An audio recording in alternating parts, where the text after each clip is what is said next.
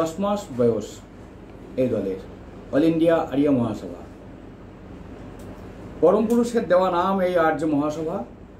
আমরা সবাই জানি ডক্টর শ্যামাপ্রসাদ মুখার্জি, তিনি হিন্দু মহাসভার সভাপতি ছিলেন এবং তাকে বলা হয়েছিল, পরম পুরুষ ঠাকুর অনুকূলচন্দ্র বলেছিলেন যে অবতার মহাপুরুষ কখনো বিশেষ কোনো জাতি বা সম্প্রদায়ের জন্য আবির্ভূত হন না। তিনি যখন আসেন, খড়কুটোর জন্যও তার আশা, একটা গিরগিটের জন্যও তার আশা, একটা পিঁপড়ের জন্যও তার আশা। নামটা পাল্টায় ফেলেন, নাম রাখুন, কি নাম রাখবো ঠাকুর? নাম রাখুন আর্য মহাসভা। তাই আমি এই ক্ষুদ্র বিভাস অধিকারী, আমার জন্য এটা পড়েছিল। আমি ঠাকুরের এই ইচ্ছাটা পূরণ করার চেষ্টা করছি।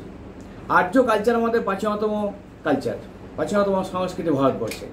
এই যে হাতে শাখা, সিঁদুর, পায়ে আলতা, এগুলো সবটাই আর্য সংস্কৃতির মধ্যে পড়ে। আজকে আর্য সংস্কৃতি হারিয়ে গেছে বলেই মানুষের কিন্তু এত দুর্দশা, এত বৃত্তিহরণ।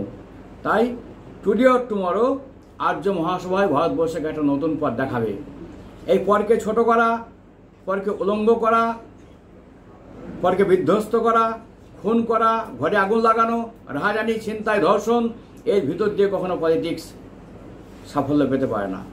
মানুষ বোঝে না, তাই এখনো ভোট দিচ্ছে। পলিটিক্স মানে পল ধাতু থেকে, সংস্কৃত পল ধাতু থেকে পলিটিক্স কথাটা এসছে, যার অর্থ পরিপালন এবং পরিপোষণ। একটা মানুষ যদি পরিপালন এবং পরিপোষণ না পায়, তাহলে কিসের পলিটিক্স? আমরা আর্য মহাসভার সদস্য যারা আর্য সংস্কৃতি প্রতিষ্ঠা করে আমরা চেষ্টা করছি কী করে ভারতবর্ষকে আবার সেই রঙে রঙিন করা যায়।